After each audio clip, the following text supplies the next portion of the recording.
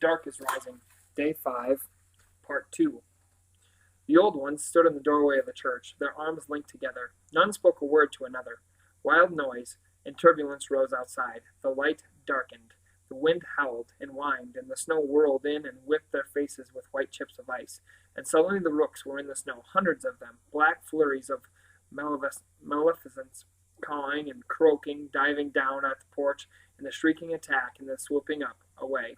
They could not come close enough to claw and tear. It was as if an invisible wall made them fall back within inches of their targets. But that would be only for as long as the old one's strength could hold. In a wild storm of black and white, the dark attacked, beating at their minds as at their bodies, and above all, driving hard at the sign-seeker, Will.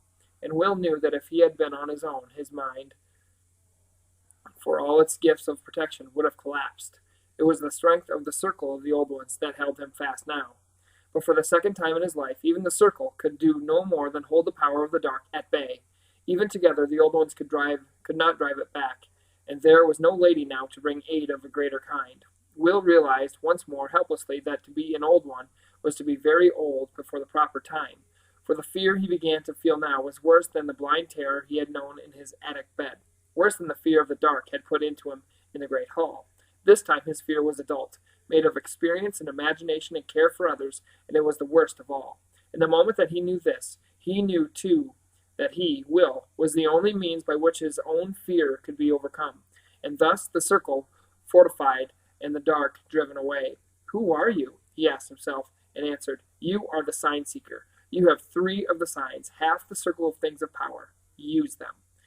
The sweat was standing on his own forehead now, as it had done on the rector's, though now the rector and Paul stood in smiling peace, oblivious, outside everything that was going on. Will could see the strain on the faces of the others, Farmer Dawson most of all. Slowly he moved his hands inwards, bringing the hands each held closer to one another. John Smith's left hand near to Farmer Dawson's right, and when they were close enough, he joined his neighbor's hands, shutting himself out. For a panicking moment he clutched them again, as if he were tightening a knot. Then he let go and stood alone. Unprotected now by the circle, though sheltered behind it, he swayed under the impact of the raging ill will outside the church. Then moving very deliberately, he unclasped his belt with its 3 precious burdens and draped it over his arm, took from his pocket the rook's feather and wove it into the center sign, the bronze quartered circle. Then he took the belt in both his hands, holding it up before him, and moved slowly round until he stood alone in the church porch, facing the howling, rooks screaming, icy dark beyond. He had never felt so lonely before. He did nothing. He thought nothing. He stood there and let the signs work for themselves. And suddenly there was silence. The flapping birds were gone. No wind howled. The dreadful, mad humming that had filled the air and the mind was vanished altogether. Every nerve and muscle in Will's body went limp as the tension disappeared. Outside the snow still quietly fell, but the flakes were smaller now. The old ones looked at one another and laughed. "A full circle will do the real job," said old George, "but half a circle can do a lot, eh, young Will?" Will looked down at the signs in his hands and shook his head in wonder. Farmer Dawson said softly, "In all my days since the Grail disappeared, that's the first time I've seen anything but the mind of one of the great ones drive back the dark. Things, this time. They did it alone, for all our willing. We have things of power again. It has been a long, long time." Will was still looking at the signs, staring as if they held his eyes for some purpose. "Wait," he said abstractedly. "Don't move. Stay still for a moment." They paused, startled. The smith said, "Is there trouble?" "Look at the signs," Will said. "Something's happening to them. They're glowing." He turned slowly, still holding the belt with the 3 signs as before, until his body was blocking the gray light from the door, and his hands were in the gloom of the church, and the signs grew brighter and brighter, each of them glowing with a strange inward light. The old one stared. "Is it the power of driving back the dark?" said John Smith's wife in her soft lilt. "Is it something in them that was sleeping and begins to wake now?" Will was trying vainly to sense what the signs were telling him. "I think it's a message. It means something, but I can't get through." The light poured out of the 3 signs, filling their half of the dark little church with brilliance. It was a light, like sunlight, warm and strong. Nervously, Will reached out a finger to touch the nearest circle, the sign of iron, but it was neither hot nor cold. Farmer Dawson said suddenly, "Look up there." His arm was out, pointing up the nave, towards the altar. In the instant they turned, they saw what he had seen. Another light, blazing from the wall, just as beside them the light blazed from the signs. It shone out like the beam from a great torch, and Will understood, he said happily. So that's why. He walked up towards the second patch of brilliance, carrying the belt and the signs so that the shadows on the pews and on the beams of the roof moved with him as he went. As the two lights grew closer and closer together, each seemed to grow brighter still. With Frank Dawson's tall, heavy form looming behind, Will paused in the middle of the shaft of brilliance reaching out from the wall. It looked as if a slit window were letting light through from some unimaginably bright room beyond. He saw that the light was coming from something very small, as long as one of his fingers, lying on its side. He said with certainty to Mr. Dawson, I must take it quickly, you know, while the light still shines from it. If the light is not shining, it can't be found at all. And putting the belt with the sign of iron and the sign of bronze and the sign of wood into Frank Dawson's hands, he went forward to the light-cleft wall and reached in to the small source of the enchanted beam. The glowing thing came out of the wall easily from a break in the stucco where the chiltern flints of the wall showed through. It lay on his palm, a circle quartered by a cross. It had not been cut into that shape. Even through the light in it, Will could see the smooth roundness of the sides that told him that this was a natural flint, grown in the Chiltern chalk 15 million years ago. The sign of stone, Farmer Dawson said. His voice was gentle and reverent, his dark eyes unreadable. We have the fourth sign, Will. Together they walked back to join the others, carrying the bright things of power. The three old ones watched in silence. Paul and the rector now sat tranquil in a pew, as if sleeping. Will stood with his fellows and took the belt and threaded on the sign of stone to stand there next to the other three. He had to squint through half-closed eyes to keep the brightness from blinding him. Then, when the fourth sign was in position next to the rest, all the light in them died. They were dark and quiet as they had been before. The sign of stone showed itself as a smooth and beautiful thing with the gray-white surface of an undamaged flint. The black rook's feather was still woven into the sign of bronze. Will took it out. He did not need it now. When the light went out of the signs, Paul and the rector stirred. They opened their eyes, startled to find themselves sitting in a pew when a moment ago it seemed to them they had been standing. Paul jumped up instinctively, his head turning questing. It's gone, he said. He looked at Will, and a peculiar expression of puzzlement and wonder and awe came over his face. His eyes traveled down to the belt in Will's hands. What happened? He said. The rector stood up. His smooth, plump face creased in an effort to make sense of the incomprehensible. Certainly it is gone, he said, looking slowly around the church. Whatever influence it was, the Lord he praised. He, too, looked at the signs on Will's belt, and he glanced up again, smiling suddenly, an almost childish smile of relief and delight. That did the work, didn't it? The cross. Not of the church, but a Christian cross nonetheless. Very old, them crosses are, Rector, said old George, unexpectedly firm and clear. Maybe a long time before Christianity, long before Christ. The rector beamed at him. But not before God, he said simply. The old ones looked at him. There was no answer that would not have offended him, so no one tried to give one, except, after a moment, Will. There's not really any before and after, is there? He said. Everything that matters is outside time. It comes from there and can go there. Mr. Beaumont turned to him in surprise. You mean infinity, of course, my boy. Not altogether, said the old one that was Will. I mean the part of all of us, and all the things we think and believe. That has nothing to do with yesterday or today or tomorrow because it belongs at a different kind of level. Yesterday is still there on that level. Tomorrow is there too. You can visit either of them, and all gods are there, and all the things they have ever stood for. And, he added sadly, the opposite too. Will, said the rector, staring at him, I am not sure whether you should be exorcised or ordained. You and I must have some long talks very soon. Yes, we must, Will said equably. He buckled on his belt, heavy with its precious burden. He was thinking hard and quickly as he did so, and the chief image before his mind was not Mr. Beaumont's disturbed theological assumptions, but Paul's face. He had seen his brother looking at him with a kind of fearful remoteness that bit into him with the pain of whiplash. It was more than he could stand. His two worlds must not meet so closely. He raised his head, gathering all his powers, spread straight the fingers of both his hands, and pointed one hand at each of them. You will forget, he said softly in the old speech. Forget.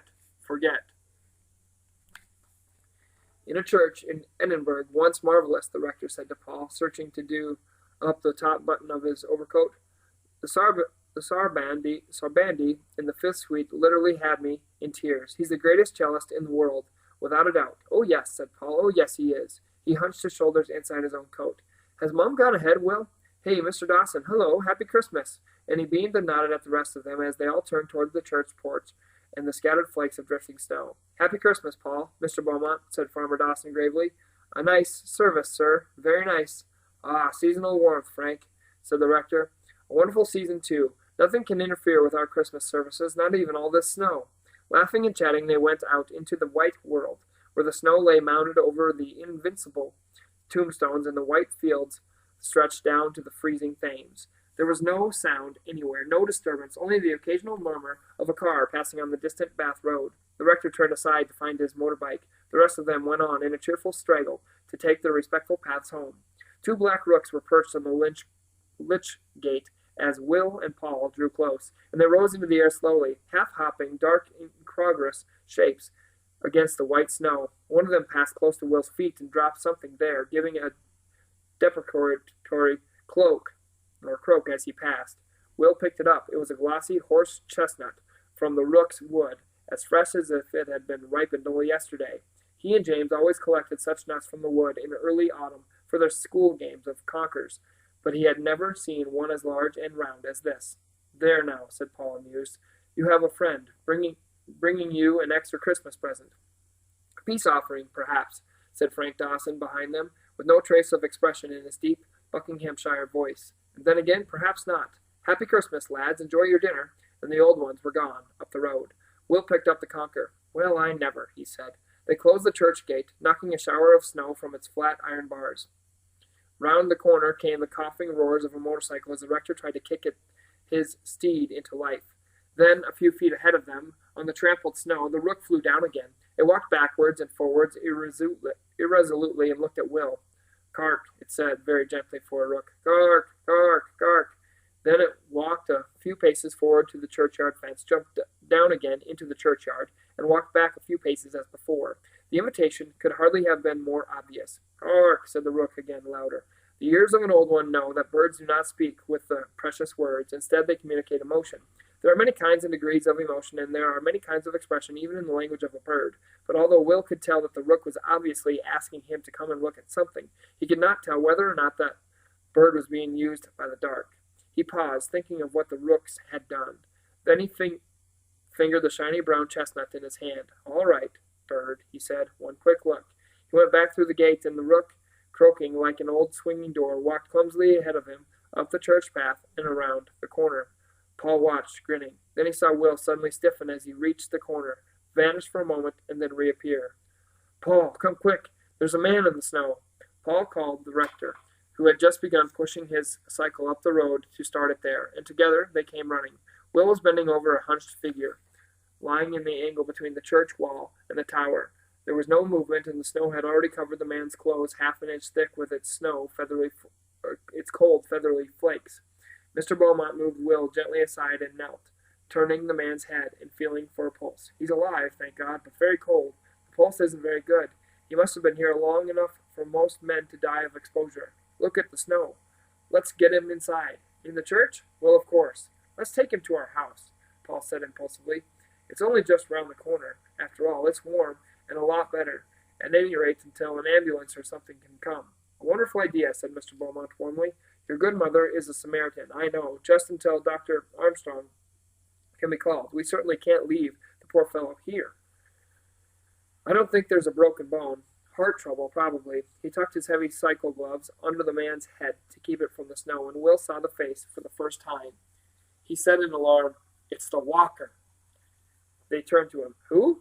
An old tramp who hangs around. Paul, we can't take him home. We can't get him to Dr. Armstrong's.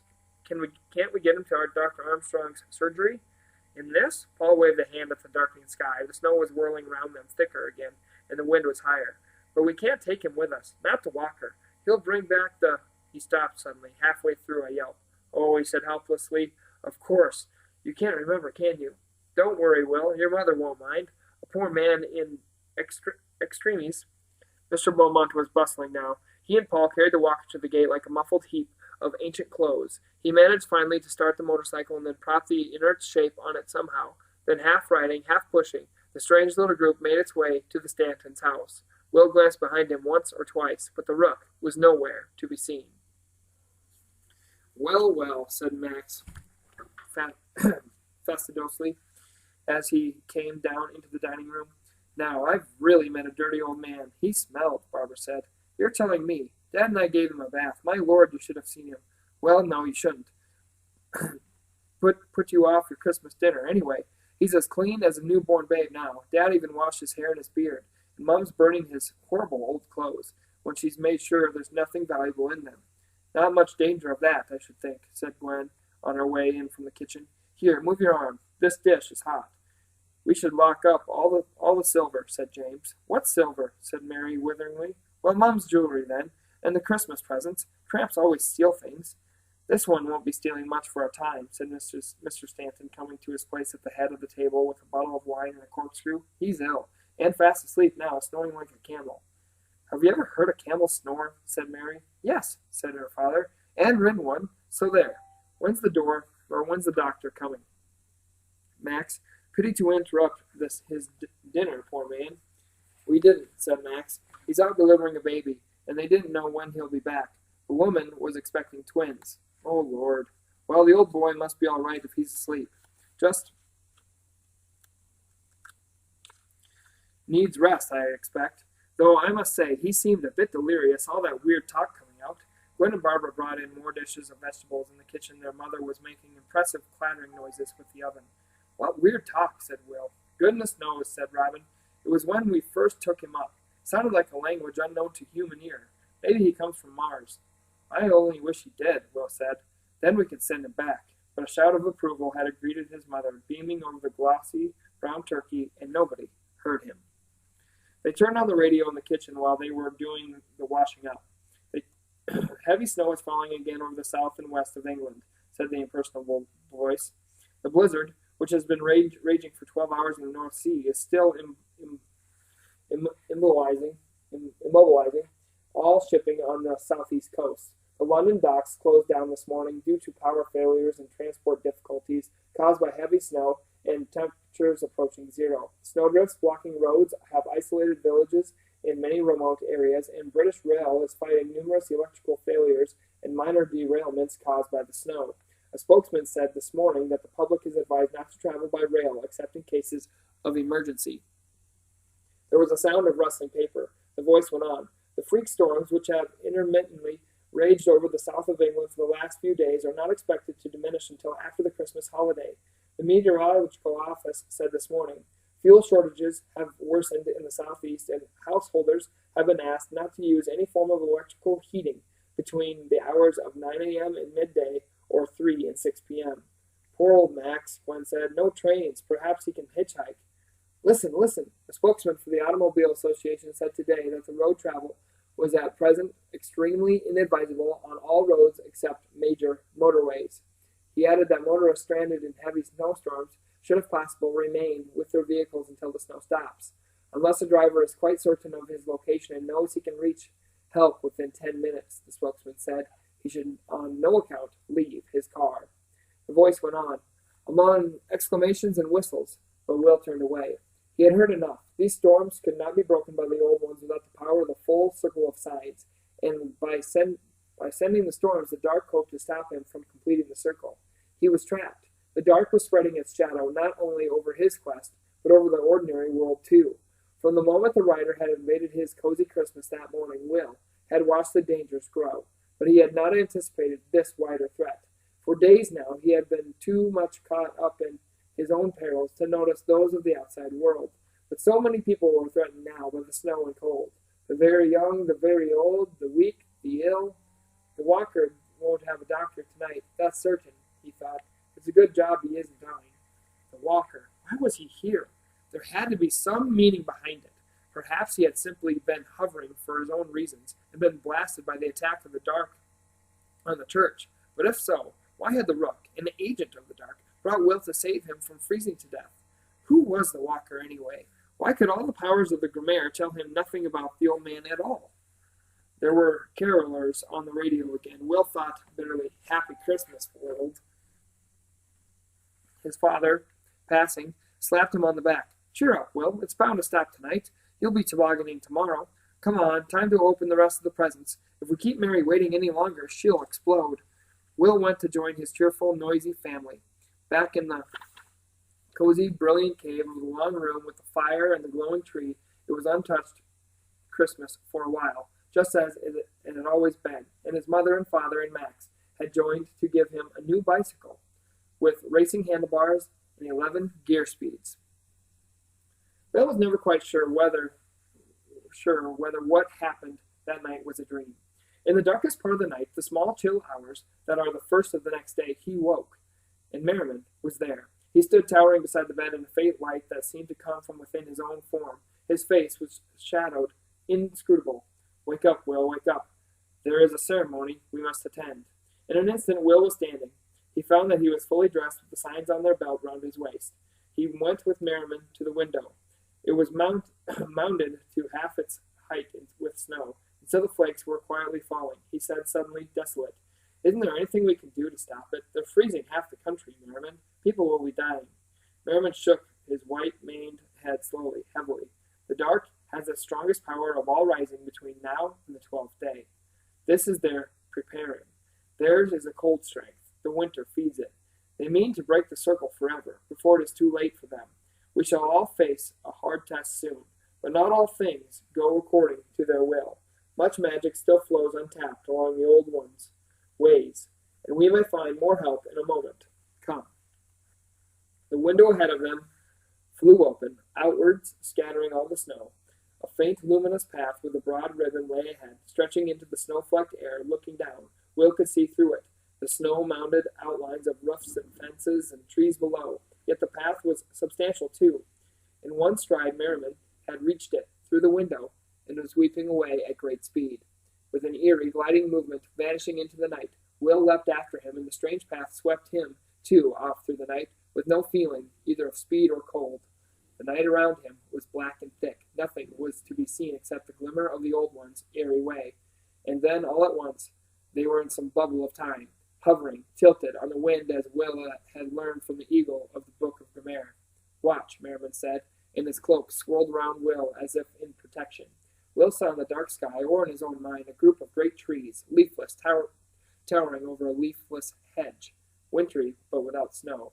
He heard a strange, thin music, a high piping accompanied by the small, constant thump of a drum, playing over and over again in a single melancholy tune. And out of the deep dark, into the ghostly grove of trees, a procession came. It was a procession of boys, in clothes of some time long past, tunics and rough leggings. They had hair to their shoulders and bag-like caps of a shape he had never seen before. They were older than he, about 15, he guessed. They had half the solemn expressions of players in a game of charades, mingling earnest purpose with a bubbling sense of fun. At the front came boys with sticks and bundles of birch twigs. At the back were the players of pipe and drum. Between these, 6 boys carried a kind of platform made of reeds and branches woven together, with a bunch of holly at each corner. It was like a stretcher, Will thought, except that they were holding it at shoulder height. He thought at first that it was no more than that, and empty. Then he saw that it supported something very small. On a cushion of ivy leaves in the center of the woven bare lay the body of a minute bird, a dusty brown bird, neat build. It was a wren. Merriman's voice said softly over his head, out of the darkness, "It is the hunting of the wren, performed every year since men can remember, at the solstice. But this is a particular year, and we may see more, if all is well. Hope in your heart, Will, that we may see more." And as the boys and their sad music moved on through the sky trees and yet did not seem to pass, Will saw with a catch in his breath that instead of the little bird, there was growing the dim shape of a different form on the briar. Merriman's hand clutched at his shoulder like a steel clamp, though the big man made no sound. Lying on the bed of ivy between the 4 holly tufts now was no longer a tiny bird, but a small, fine-boned woman, very old, delicate as a bird, robed in blue. The hands were folded on the chest, and on one finger glimmered a ring with a huge, rose-colored stone. In the same instant, Will saw the face and knew that it was the lady. He cried out in pain. But you said she wasn't dead. No more she is, Merriman said. The boys walked to their music. The bier, with the silent form lying there, came close, and then moved away, vanishing with the procession into the light, and the piping sad tune and the drum beats dwindled after it. But on the very edge of disappearance, the three boys who had been playing paused, put down their instruments, and turned to stand gazing without expression at Will. One of them said, "Will Stanton, beware of the snow." The second said, "The lady will return, but the dark is rising." The third, in a quick sing-song tone, chanted something that Will recognized as soon as it began. "When the dark comes rising, 6 shall turn back. 3 from the circle, 3 from the track. Wood, bronze, iron, water, fire, stone. 5 will return, and 1 will go alone." But the boy did not end there, as Merriman had done. He went on. "Iron for the birthday, bronze carried long. Wood from the burning, stone out from song. Fire in the candle ring, water from the thaw. 6 signs the circle, and the grail gone before." Then a great wind came up out of nowhere, and in a flurry of snowflakes and the darkness, the boys were gone, whirled away, and Will, too, felt himself whirling backwards, back through time, back along the shining way of the old ones. The snow lashed at his face. The night was in his eyes, stinging. Out of the darkness, he heard Merriman calling to him, urgently, but with a new hope and resonance in his deep voice. "Danger rises with the snow, Will. Be wary of the snow. Follow the signs. Beware of the snow." And Will was back in his room, back in his bed, falling into sleep with the one ominous word ringing in his head, like the chiming of the deepest church bell over the mounting snow. "Beware, beware."